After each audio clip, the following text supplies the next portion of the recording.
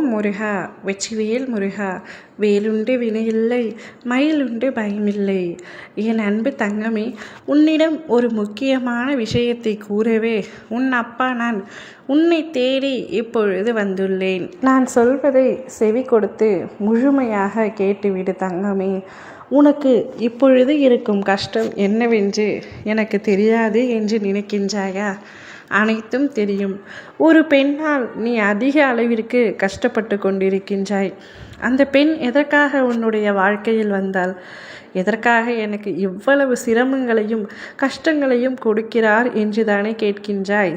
நான் சொல்கின்றேன், இதை முழுவதுமாக கேள் தங்கமே. என் தங்கமே, முதலில் உனக்கானவையை நீ சரிபார்த்து கொள்ளவும், அதன் பிறகுதான் நீ அடுத்தவர்களை குறை கூற வேண்டும். அந்த பெண்ணால் உனக்கு கஷ்டம் நேருகிறது என்றால் அதற்கு முதலில் யார் காரணம் என்று யோசித்துக்கொள். உன்னுடைய துணை உனக்கானவரே முதல் காரணமாக இருக்கலாம்.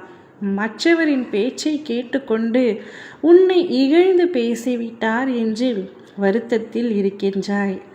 இதற்கு காரணம் யார்? யார் என்ன சொல்லிக் கொடுத்தால் என்ன? உன் துணையின் மனதில் என்ன இருக்கின்றது? உன் மீது அதீத அன்பு இருந்தால் அவர் இவ்வாறு பேசியிருக்க மாட்டார் அல்லவா? அதனால் முதலில் நீ வெறுக்கப்படுவது உன்னுடைய துணையாக இருக்க வேண்டும். யார் உண்மை யார் பொய் என்று ஆராய்ந்து கொள்வதில் அதிகவனமாக இருக்க வேண்டும். உன்னை சுற்றி பல போலி உறவுகள் இருக்கின்றது.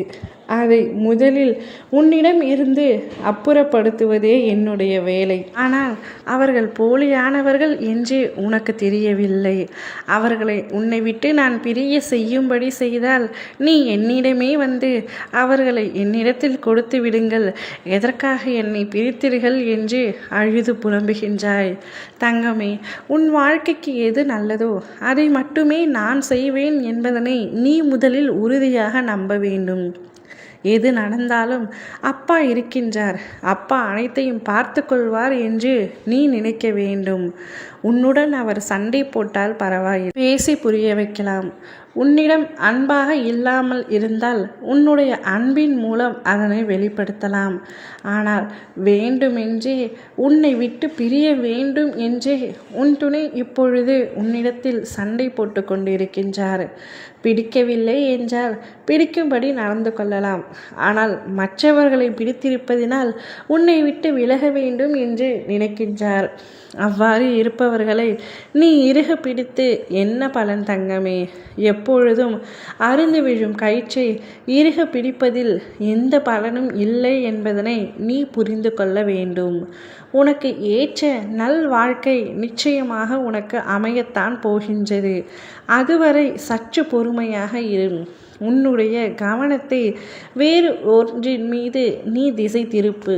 அவரையே நீ நாடி போய்கொண்டிருந்தால் அவர் இன்னும் வேதனைப்படுத்தத்தான் செய்வார்.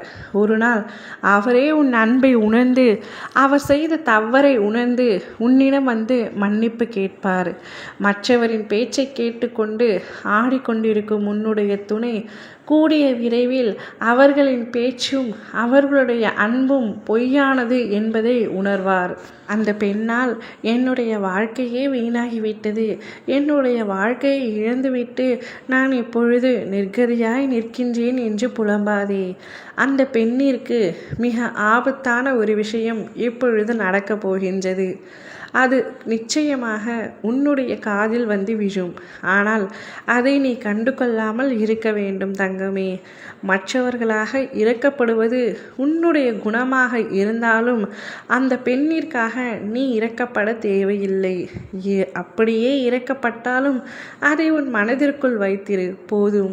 பிள்ளையை அழ வைத்த அனைவருக்கும் நான் நிச்சயமாக தண்டனை வழங்கி தருவேன். நீ எப்பொழுதும் என் மீது நம்பிக்கை வை, அதுவே போதும்.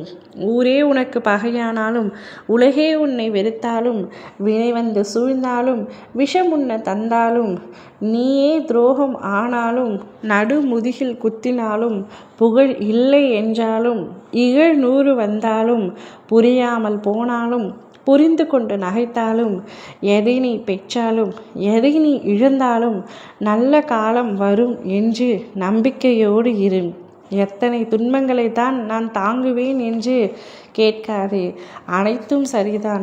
ஆனால் நீ கேட்டுக்கொண்டிருக்கும் பலன் பெரியது அல்லவா? அத்தனை சௌகரியத்தையும் உனக்கு அள்ளித்தர உனக்கு பல சோதனைகள் வரும் அல்லவா?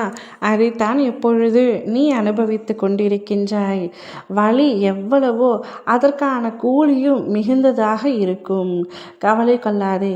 வெற்றி நிச்சயமாக உன்னை வந்து சேரும்.